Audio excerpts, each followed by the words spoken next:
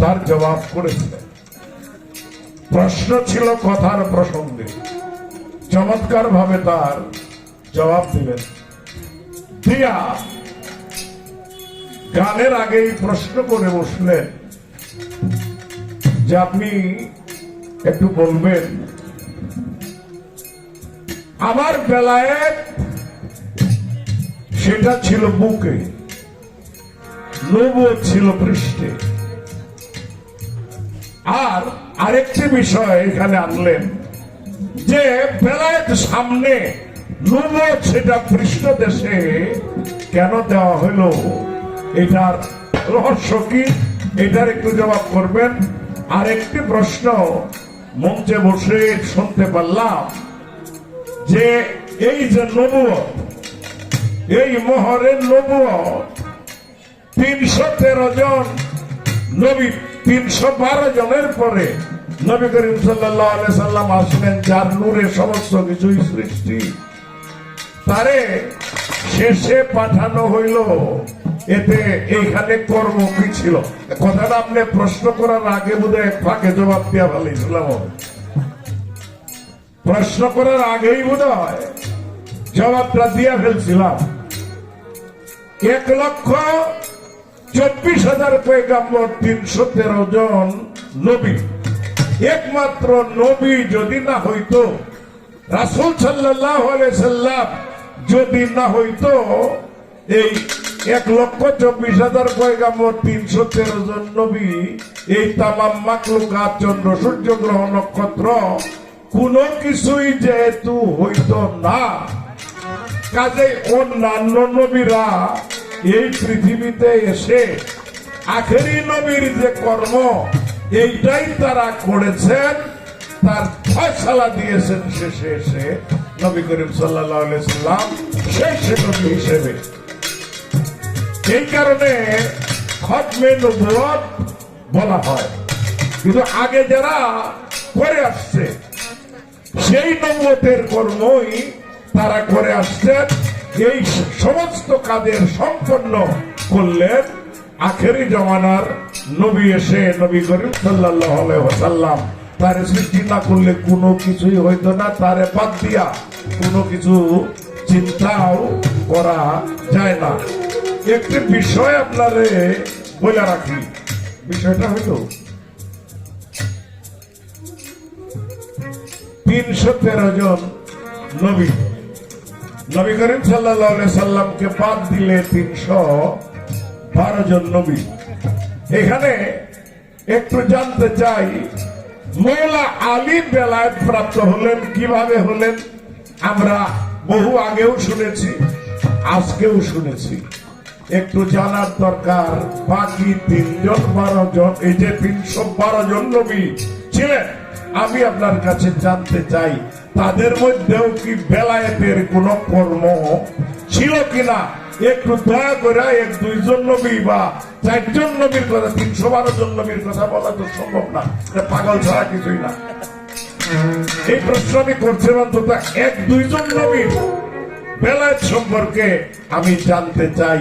তাদের এই যে বেলায়েত, তারা বেলায়েতটাই প্রচার করেছিলেন নাকি খালি নবুয়তটাই প্রচার করে গেছেন? যদি করে থাকেন তাদের বেলায়েতের প্রচারের বিষয়টা কি ছিল, কিভাবে?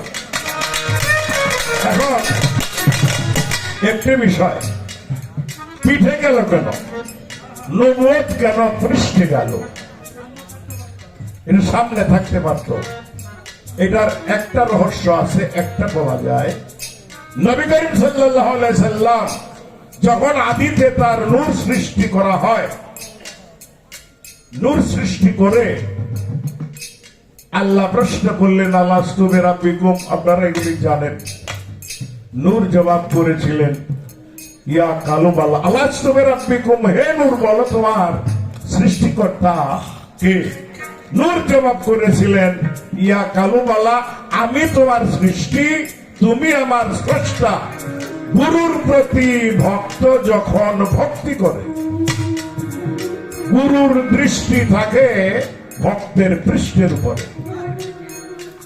কোন ভক্ত কোন গুরুকে যদি ভক্তি করে, সেই গুরুর যে দৃষ্টিটা, সেই দৃষ্টিটা থাকে ভক্তের পৃষ্ঠের উপরে। আল্লাহ সেই মুহাম্মদী নূর আল্লাহর উদ্দেশ্যে যখন সেজদায় পতিত হলেন, আল্লাহর যে দৃষ্টি, আল্লাহর দৃষ্টিটা পড়েছিল নবী করিম সাল্লাল্লাহু আলাইহি সাল্লাম সেই নূরের পৃষ্ঠদেশের উপরে। এই আল্লাহর দৃষ্টিটাই মোহর নবুয়ত। দৃষ্টি তো মানুষের পিছনেই তাই।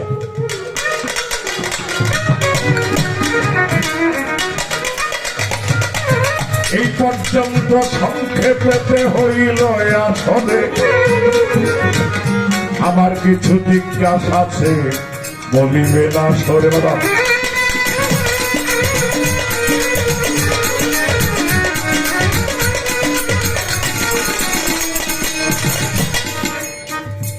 আরেক কথায় আসরেতে জিজ্ঞাসিতে চাই,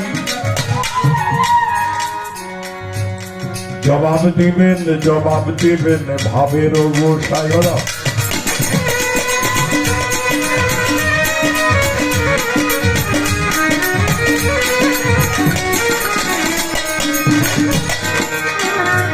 একটি আলোচনা শুনেছিলাম, মাঝখানে অনেকটা সময় একটু গ্যাপ করছে, তো একটি বিষয় আমি আপনার কাছে জানতে চাইব। আপনি বেলায়েত দান করলেন, একজন সাধকের গান শুনেছিলাম। এই কর্মগুলি একটু জানার দরকার। জালালউদ্দিন খাঁ একটি বিষয়ের ফয়সালা করতে গিয়া একটি গানের কয়েকটি লাইন শুনেছিলাম, যে বেলায়েতটা প্রেমের মাধ্যমে হয়, আর বেলায়েতের কর্ম যদি কেউ করে তাহলে সেই প্রেমের মাধ্যমে। বলা হয়েছে যে জন পিঞ্জর হতে ছেড়ে গিয়া ঘুরে আবার আসতে পারে, মানুষ বলে তারে। কথাটা একটু খেয়াল করবেন। আপনার অমুক জীবনী তমুক জীবনী থেকে জিজ্ঞাসা করলে করা যায়, এগুলা স্কেল ফুলাফানে গল্প টল্প করে শুনছি। ওইটা যদি আমরাও করি তাইলে কেমনে হয়? আবার একটু জবাব করবে, যে জন পিঞ্জর হতে ছেড়ে গিয়া ঘুরে আবার আসতে পারে, প্রেমের মানুষ বলি তারে। কোন ভক্ত যদি আপনার কাছে চায়, এই বিষয়টা তাকে দিবেন, আর সেটা যদি অর্জন করতে চায় তাহলে সেটা কোন সাধনার বলে করতে পারবে। এই বিষয়টা নিয়ে একটু আলাপ আলোচনা করবেন, বা যদি এই জায়গাটা একটা গানও হয়, গান হইলেও আমি খুশি, কিন্তু এই বিষয়টা লাগবে। এটা আমার জন্য জিজ্ঞাসা, একটু সুন্দরভাবে আপনি বলবেন। আর বেলায়েত নিয়ে আগের একটি কথা আছে, এই দুইটাই, এই আসরে বেশি কথা করা যাবে না।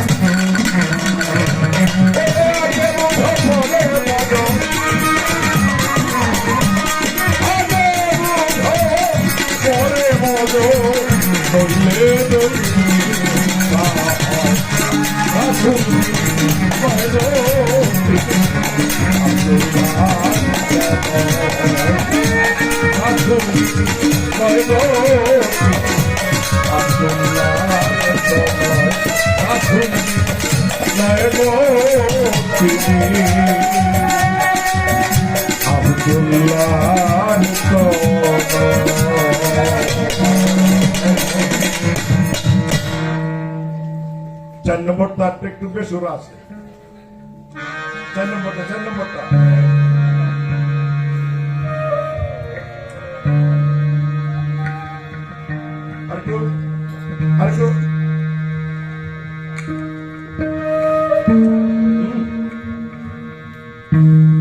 মহর্ষি মনমোহন দত্ত তার একটি গান ছোট্ট করে আপনাদের সামনে